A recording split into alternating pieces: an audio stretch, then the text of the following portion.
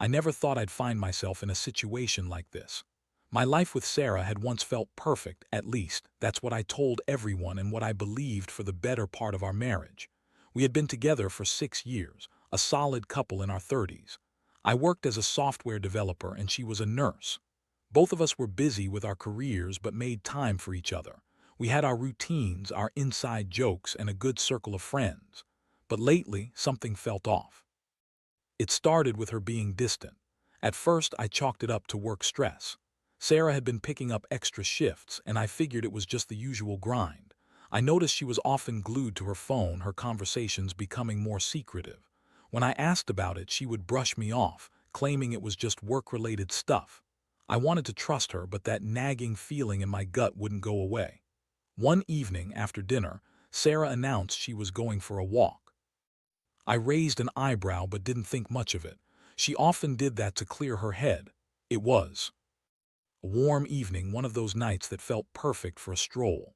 She slipped on her sneakers and off she went, looking casual but somehow put together. As she walked out the door, I noticed her hair looked especially nice that day, a bit more effort than usual. When she returned an hour later, I could tell something was off. She walked in with a bit of a bounce in her step, her cheeks flushed, and there was a sparkle in her eyes. But it wasn't the kind of sparkle I was used to. This one felt different. My heart sank as I noticed the faintest hint of lipstick smudged on her neck, as if someone had gotten a little too close. I brushed it aside as paranoia creeping in. But then in the days following that walk, the signs became harder to ignore. More late nights at work, more secretive phone calls, and the way she suddenly stopped asking me about my day. When I did manage to catch her off guard, her responses felt rehearsed, almost robotic. It was like I was talking to a stranger. Then came the day I stumbled upon a text message that would shatter my world. I had forgotten my laptop at home and went back to grab it.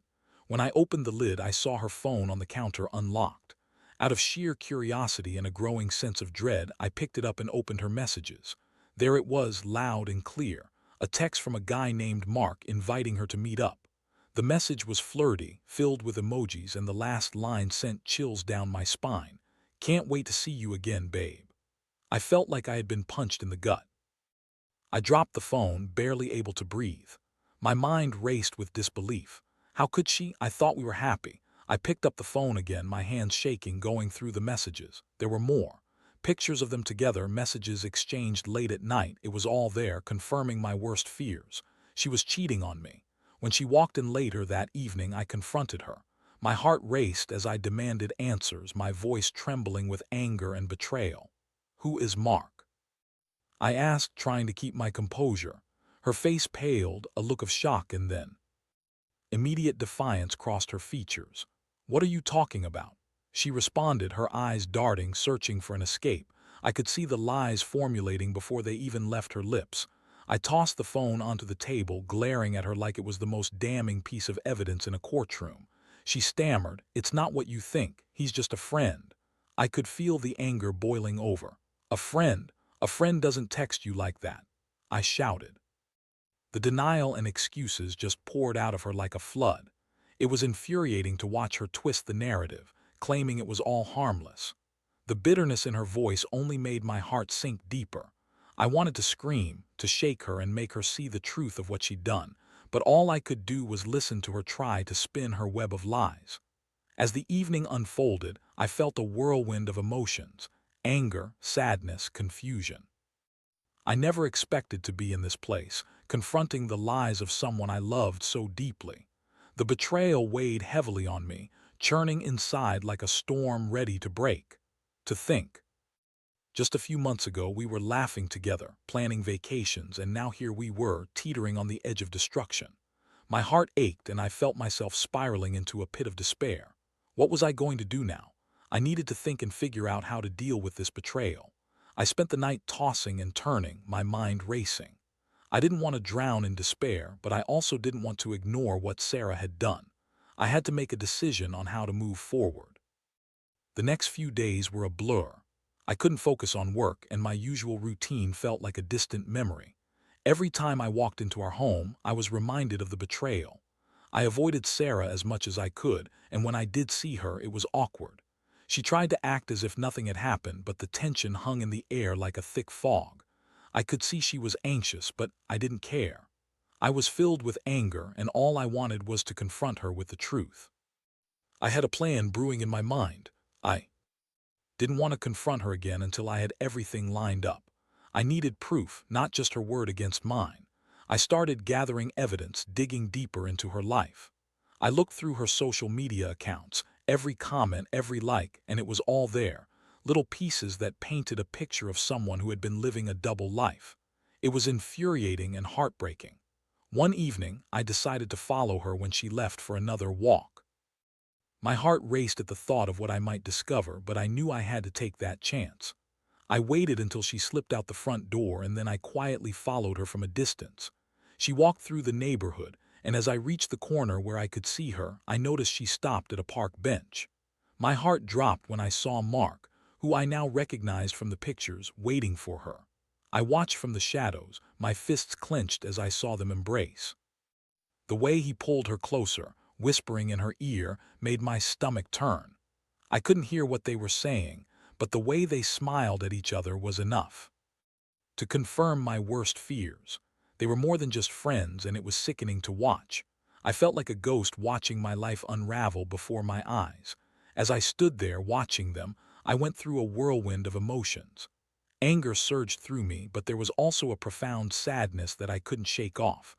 I felt betrayed, humiliated, and utterly alone. This was not the life I had signed up for. This was not the woman I thought I knew. After what felt like an eternity, they parted ways and Sarah started walking back home, her face lit up with a glow that I hadn't seen in a long time. The rage inside me bubbled over. I couldn't let it go on like this. I had to confront her, this time with undeniable proof. When I got home, I took a few deep breaths to steady myself. I pulled out my phone and saved the pictures I had taken of them together. I felt a sick sense of satisfaction, knowing that I could finally lay everything bare. Sarah walked in a few moments later, looking blissful and completely unaware of the storm that was about to hit. "Hey, how was your walk?" I asked, trying to keep my voice steady. She smiled, her eyes sparkling. "It was nice, just needed some fresh air." I couldn't help but scoff. "Fresh air, is that what you call it?" I pulled out my phone, holding it up for her to see. "How about you tell me who this is?" Her face drained of color as she recognized the figure in the photo, the very man I had seen her with just an hour earlier. The shock on her face was priceless. "What is this?" she stammered, trying to regain her composure. I threw the phone down on the kitchen table, the pictures glaring back at her like a mirror reflecting her lies. "This is you with Mark," I said, my voice low but steady. "Tell me it's not what it looks like." She opened her mouth, trying to come up with an excuse, but the words failed her. "I can explain," she finally managed, her voice shaking. "It's not what you think, he's just a colleague." I leaned in closer, my patience wearing thin. "A colleague? You're kidding me, right? You've been lying to me, Sarah. You've been playing me like a fool." Her eyes darted around, searching for an escape route. "You're overreacting. It was just one kiss, I swear. Just one kiss." I laughed bitterly, feeling the tears welling up in my eyes. "You think that makes it okay? You've been sneaking around behind my back, and all you can say is that it was just one kiss." The guilt danced across her face, and for a moment I thought I might actually see remorse. But just as quickly, the defensiveness kicked in. "You don't understand. You're always working. You're never around for me." I felt anger flare again. "So that justifies cheating. You could have talked to me. But instead, you chose to run to another man." The argument escalated, cutting deeper and deeper into the fabric of our relationship. I couldn't believe that after everything we had built together, it had come down to this moment of raw accusations and empty justifications. As the night wore on, it became increasingly clear that there was no going back.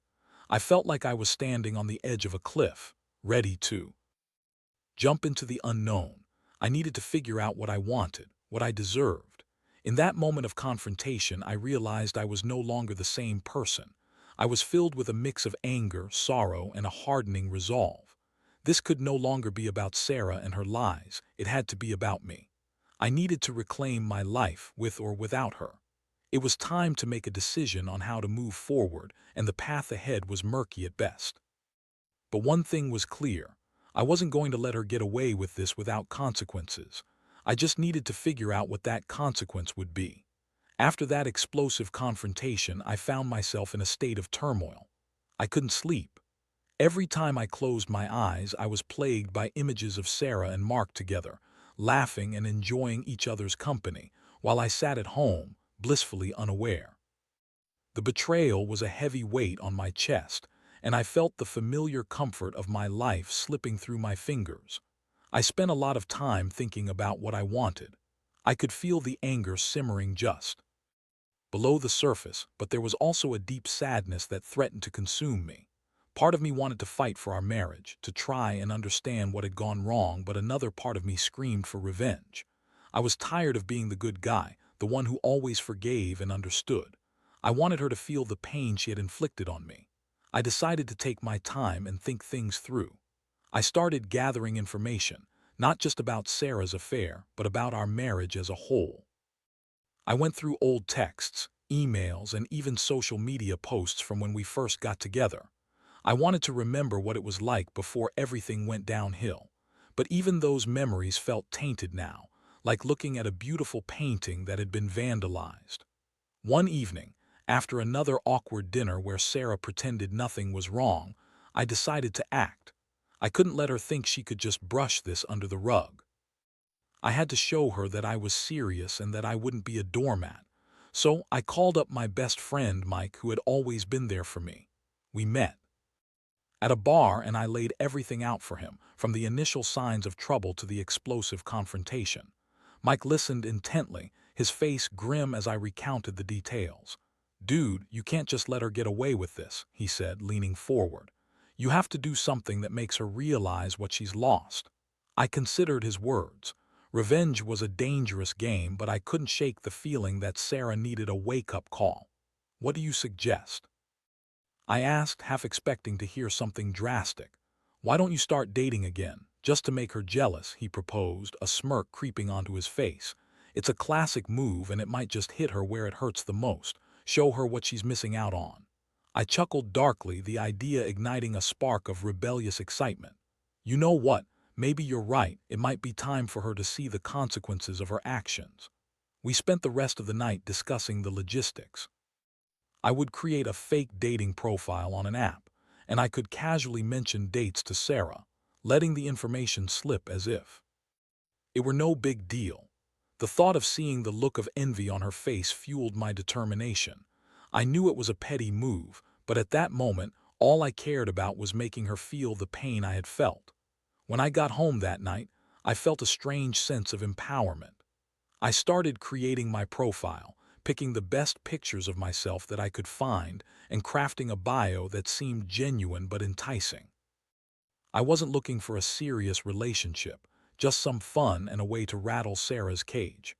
Over the next few weeks, I began to put my plan into action. I went on a few dates with women I met through the app. Nothing serious, but it was enough to give me a taste of freedom and distract me from the heartache at home. I made sure to keep the conversations light and fun, allowing myself to enjoy the company of other women.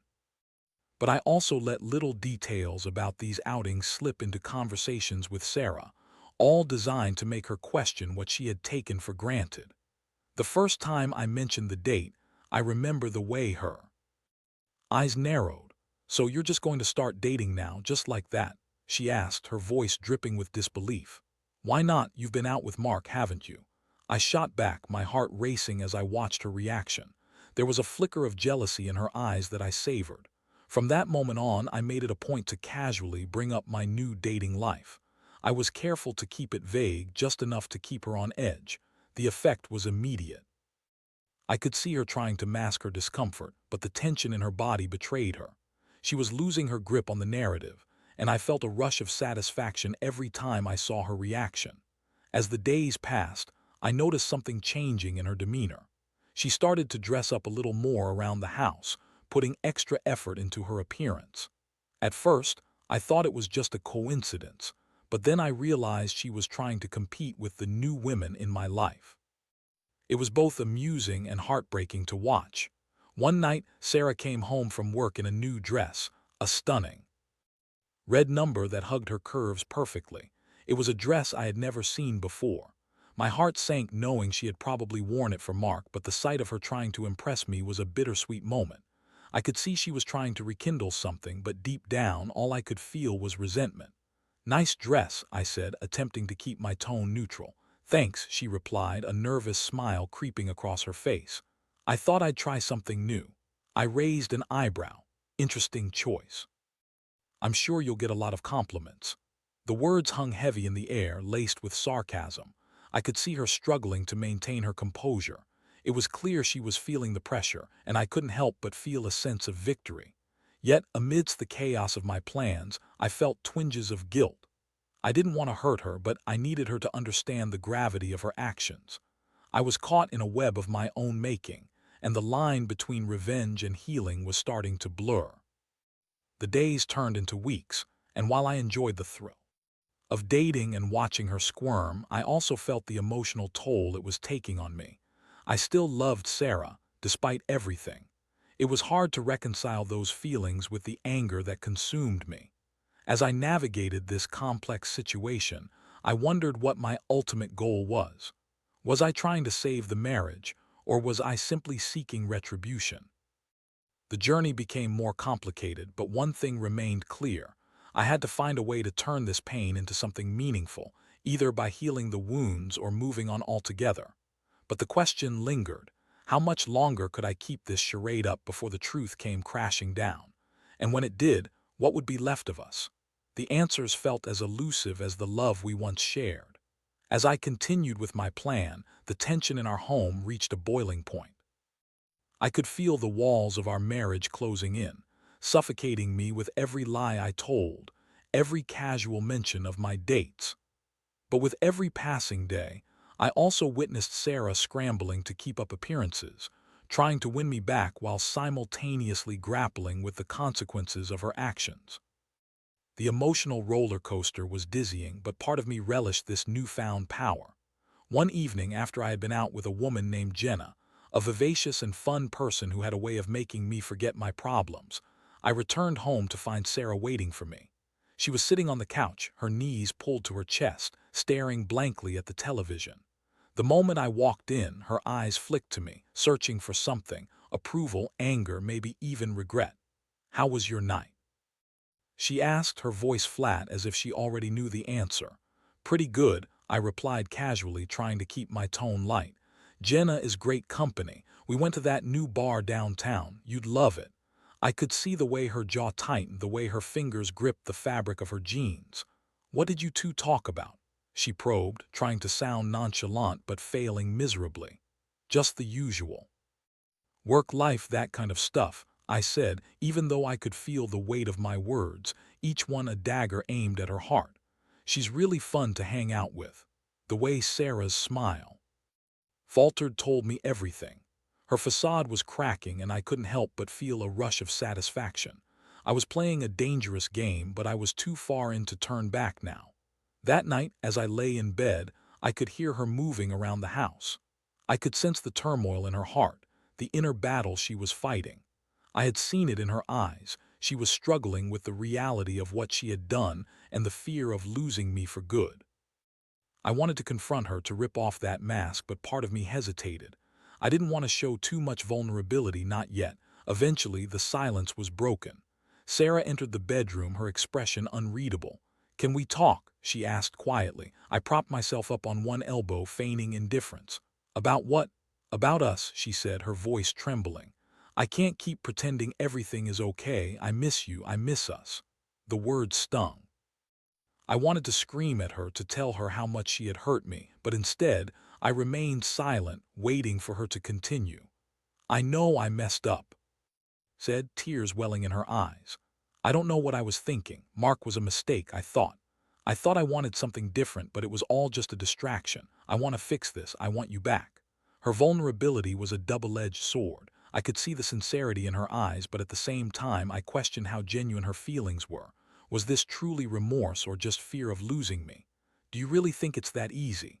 I asked, my voice low, barely above a whisper. "You can't just say you're sorry and expect everything to go back to normal. You shattered our trust." I know," she pleaded, desperation creeping into her words. "But I swear I'll do anything to make it right. I'll get help. We can go to counseling. Please just give me a chance." The thought of therapy hung in the air like a heavy fog. Part of me wanted to scream, to lash out at her for the pain she'd caused. Another part felt a flicker of hope. Maybe we could salvage something from the wreckage if we both truly wanted it, but could I trust her again? I took a deep breath, weighing my options. "You need to understand, Sarah, that this isn't just about you wanting me back. It's about me figuring out if I can forgive you, if I even want to." She looked devastated, tears streaming down her cheeks. "I'll do anything," she repeated, her voice barely above a whisper. "I don't want to lose you." Her words triggered something within me, a mix of anger and sadness. "You've already lost me in many ways," I said, feeling the weight of the words more than I cared to admit. "You chose to be with someone else. You made your choice, and now I have to make mine." The conversation hung heavily between us, an unspoken acknowledgement that this wasn't going to be an easy road. I felt the fight leave her as she slumped against the doorframe, defeated. The girl I had once loved was slipping away, and I had to decide if I wanted to fight for her or let go. The days that followed were filled with tension. Sarah tried to show me she was serious about mending our relationship, putting in the effort to win me back. She cooked my favorite meals, planned little surprises, and even suggested a weekend getaway to rekindle the spark. But despite her efforts, I couldn't shake the feeling of betrayal. The memories of her with Mark lingered like a dark cloud, overshadowing her attempts at reconciliation. It was during one of those tense evenings that I finally snapped. We were sitting in the living room, watching a movie that I could hardly focus on. Sarah was curled up next to me, but I felt miles away. I turned to her, my frustration boiling over. "Do you even understand the gravity of what you did?" She looked startled, the innocence stripped from her expression. "Of course I do. I've been trying to show you how sorry I am." "Sorry doesn't cut it," I shouted, surprising myself with the intensity of my anger. "You can't just erase what happened because you're feeling guilty now. You broke my heart, Sarah." Her expression shifted from shock to something more defensive. "I told you it was a mistake. I love you." I shook my head, my heart racing. "Love doesn't justify betrayal. How can I trust you again when you've already proven you can throw everything we built away?" Tears streamed down her face, and part of me felt remorse for raising my voice, but I couldn't stop. I needed her to understand. "You have to realize that I'm not just going to forget this. You shattered my trust, and it's going to take more than sweet words to fix it." The air was thick with tension. I could see the hurt in her eyes, but I also saw the resolve. She didn't want to lose me, and that fact was both comforting and infuriating. It was a glimmer of hope, but I wasn't sure if it was enough. "Maybe we should consider couples therapy," she suggested again, her tone softer now. "We can work through this together. I really want to try. I want us to heal." As I sat there weighing her words, I faced the reality of my situation. I had grown tired of the back and forth, the emotional tug-of-war. I needed to decide if I wanted to fight for our marriage or if it was time to walk away. The thought of couples therapy was daunting, but part of me wanted to give it a chance. "Fine," I said finally, my voice steadier. "Let's try therapy, but know this, I'm not going to let you off the hook easily. You have to prove to me that you're serious about fixing this." The tears in her eyes shone with relief. "I will, I promise." But deep down, I knew that the road ahead would be long and fraught with challenges. I had to confront my own feelings of anger and heartbreak, and I needed to see if we could rebuild the trust that had been shattered. The path was unclear, but I was willing to take the first step, if only to see where it led. As we sat together on the couch that night, I felt a flicker of hope amidst the pain. It wouldn't be easy, but maybe, just maybe, we could find our way back to each other. But first, we had to face the truth of what had happened and what it meant for our future. The healing would be messy, but it was the only way to reclaim the love we once had, or to finally let it go. The decision to try therapy felt monumental. It was a glimmer of hope in a dark tunnel, but I was under no illusions about the challenges that lay ahead. On the surface, Sarah seemed committed to making amends, but I knew that actions would speak louder than words. I still felt a heavy weight in my chest, a mix of apprehension and guarded optimism. The first therapy session was scheduled for a Thursday evening, and as the day approached, I felt a whirlwind of emotions, nervousness, anger, and a flicker of hope. We arrived at the therapist's office, a cozy space filled with soft lighting and comfortable chairs. The therapist, a woman named Dr. Simmons, greeted us warmly and quickly set a welcoming tone. As we settled into our seats, I could feel the tension radiating off Sarah. She sat with her hands clasped tightly in her lap, her nervousness palpable. I matched her energy, unsure of how to navigate the conversation. Would this be a chance for healing, or another opportunity for Sarah to plead her case? Dr. Simmons began by asking us to introduce ourselves. I felt a knot form in my stomach as I spoke about our relationship, how we met, the milestones we had shared, and ultimately the pain we were currently experiencing. It felt surreal to recount our happy memories when I was still grappling with the betrayal.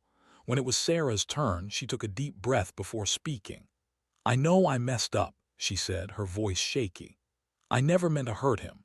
I got caught up in something that I thought would make me happy, but it didn't. I want to fix this." As she talked, I could see the sincerity in her eyes, but I couldn't shake the feeling of skepticism. How could I trust her again after what she had done? Dr. Simmons guided us through a series of questions designed to delve into our feelings, what led to the affair, how we were coping, and what we each wanted moving forward. As the session progressed, I felt a mix of emotions flowing through me. I was angry, frustrated, but also strangely relieved to be speaking openly about our issues. "Let's talk about trust," Dr. Simmons suggested.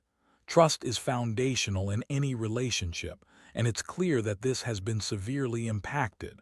What does trust look like to both of you moving forward?" I leaned forward, feeling the urge to speak my truth. For me, trust means knowing that my partner is honest and transparent. I need to feel secure, and right now I don't. I feel like I'm walking on eggshells, unsure of what Sarah might do next. Sarah turned to me, her expression earnest. "I understand that, and I want to rebuild that trust. I'm willing to be open about everything. No more secrets. I'll share my phone, my messages, whatever you need to feel secure."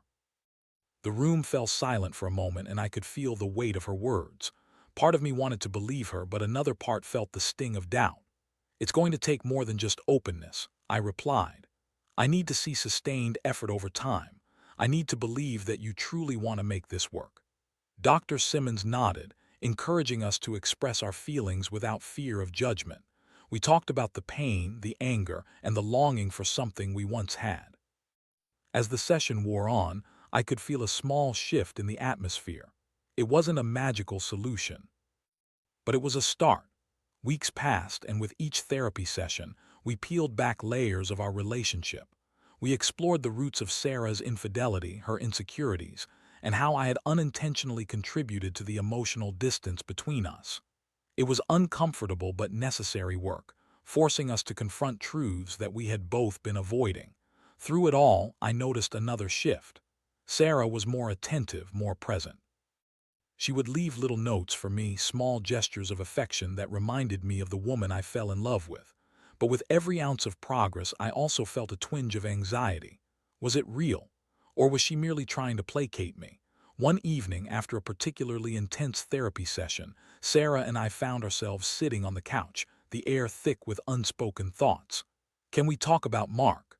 I asked, my voice barely above a whisper. Her expression shifted, a fleeting look of pain crossing her features. "I'd rather not," she replied, her eyes darting away. "You need to understand how much that hurts me," I continued, trying to keep my composure. "You can't just pretend he doesn't exist. He was a part of your life, and I need to know why you turned to him instead of coming to me." She took a deep breath, steeling herself. "I thought I wanted something different. I was feeling lost, and I thought I could find happiness outside of our marriage. It was a mistake, and I regret it every day."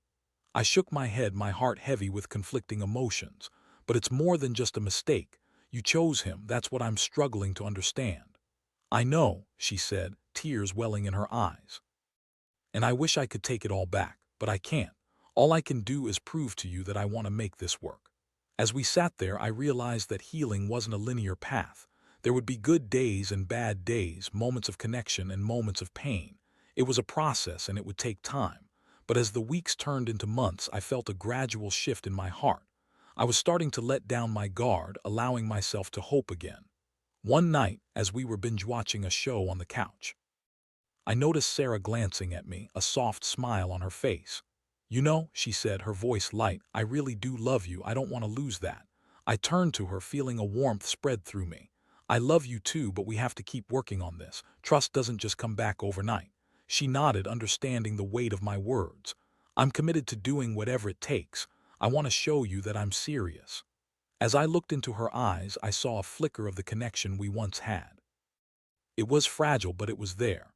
The path ahead would be challenging, but I was willing to navigate it if it meant reclaiming the love we once shared. But just when I thought we were making strides, a phone call would shake the foundation I was trying to build. One evening, as we were preparing dinner, Sarah's phone rang. I glanced over and saw Mark's name flashing on the screen. My heart dropped. I felt a rush of anger and betrayal surge within me. "Are you kidding me?"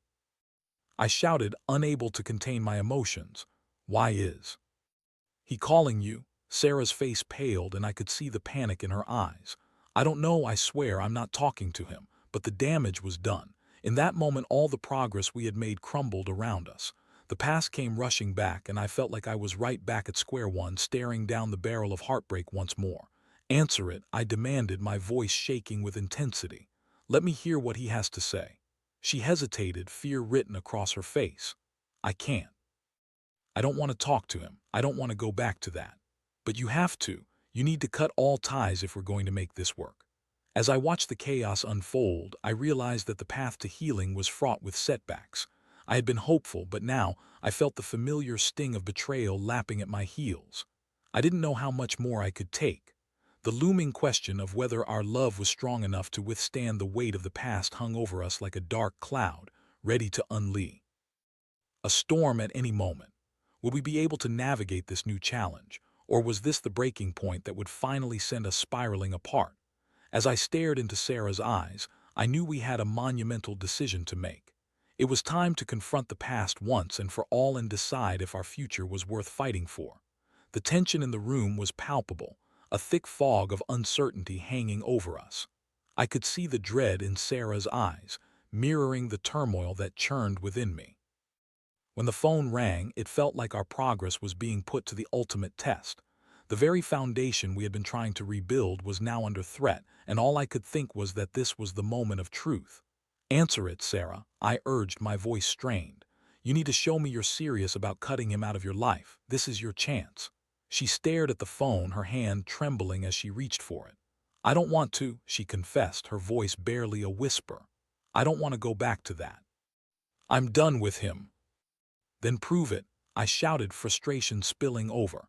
"You have to take control of this. Show me that you're committed." Finally, with a shaky breath, she answered the call, putting it on speaker. My heart raced as I prepared for whatever was about to unfold. "Hello," she said, her voice firm but betraying her nerves. "Sarah, it's Mark," came the voice from the other end, smooth and casual as if he didn't have a care in the world. I braced myself, ready to intervene if necessary. "Hi, Mark," she replied, the tension in her voice clear. "What do you want?" The conversation felt surreal as I listened, my heart pounding. Mark launched into his typical charm, attempting to lure her back into the web of deception. "I just wanted to see how you've been. I've missed you. We had something special, didn't we?" "I thought we both agreed it was a mistake," Sarah shot back, her tone firm but wavering. "I'm with someone else now, and I need you to respect that."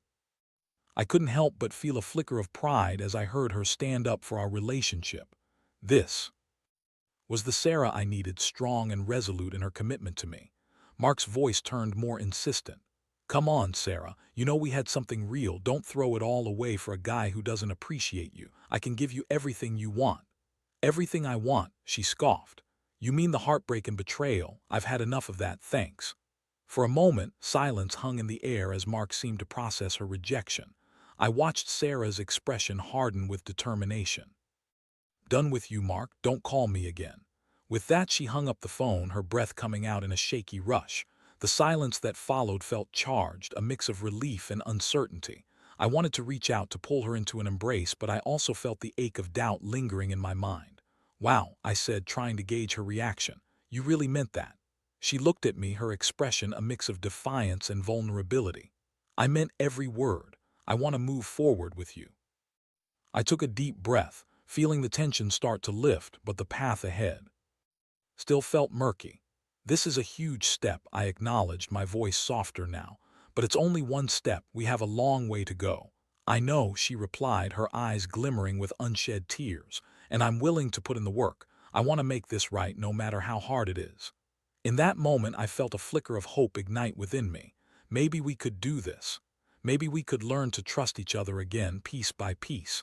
But it wouldn't be easy. I still had my doubts, and the wounds from her betrayal were fresh, but I couldn't deny that there was something worth salvaging between us. As the days turned into weeks, we continued our therapy sessions, each one peeling back layers of our relationship. We learned to communicate more openly, expressing our fears and desires without the weight of anger clouding our words. It was a gradual process, but with each session, I felt a little more of the distance between us fade away. I began to see a renewed sense of commitment in Sarah. She took the initiative to plan date nights, surprise me with little gifts, and be more attentive in our conversations. It was refreshing, yet I couldn't shake the nagging voice in my head that whispered doubts about her sincerity. One evening, as we sat in the living room together, Sarah reached for my hand, her touch warm and reassuring. I want to talk about our future, she said, her voice steady. I'm ready to start fresh, and I want to build something new together. I looked into her eyes, seeing vulnerability and hope intertwined. What do you mean? I want to make plans, set goals, maybe even talk about starting a family someday, she said, her eyes brightening with the possibility. I know it's a lot to ask, especially after everything, but I believe we can create something beautiful if we're both committed. The words hung in the air, heavy with significance. I felt a mixture of excitement and fear. Could we really start anew after everything that had happened? That's a big leap, I replied cautiously. But I'm willing to consider it if we can continue to be honest and transparent with each other. Absolutely, she assured me, sincerity radiating from her. No more secrets, no more lies, just us, working together. As we sat there, holding hands, I felt a flicker of hope start to take root. The journey ahead was still uncertain, but I realized that it was a journey I was willing to take. We both knew there would be challenges, but the prospect of moving forward together made the pain of the past feel a little less heavy. I could see a future where we could grow and thrive as a couple, learning from our mistakes and embracing the love that had once brought us together. In that moment, I decided to let go of the anger and the hurt, choosing to focus on the possibilities ahead. We had weathered the storm, and if we could emerge stronger from this experience, our love might just be worth fighting for after all. With each new day, we would take small steps toward healing, rebuilding the trust that had been shattered. And as we faced the future together, I felt a sense of determination settle in my heart. Our love was not perfect, but it was ours, and together we would find a way to make it whole again.